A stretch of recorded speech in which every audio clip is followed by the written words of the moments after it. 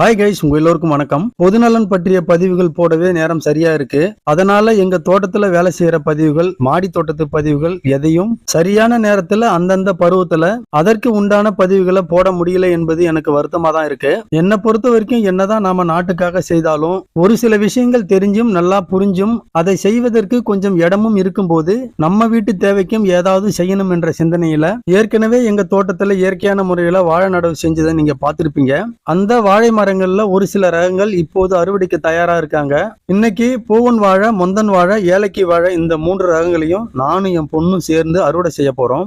நான் எங்க தோட்டத்துல எந்த மரம் வச்சாலும் அதுல இருந்து கிடைக்கக்கூடிய மகசூலை அறுவடை செய்வதற்கு முன்னாடி இந்த மகசூலுக்கு உதவிகரமாக இருந்த இயற்கை சார்ந்து வாழும் அனைத்து உயிர்களுக்கும் எனக்கு கிடைக்கக்கூடிய அறுவடையில 1/4 பங்காவது அந்த உயிர்களை சாப்பிட விட்டுட்டு தான் நான் அறுவடை பண்ணுவேன். கொடுப்பவர்களே பெறுவதற்கு தகுதியானவர்கள். ஓகே கைஸ், திரும்பவும் அடுத்த அறுவடையில சந்திக்கலாம். தேங்க்யூ.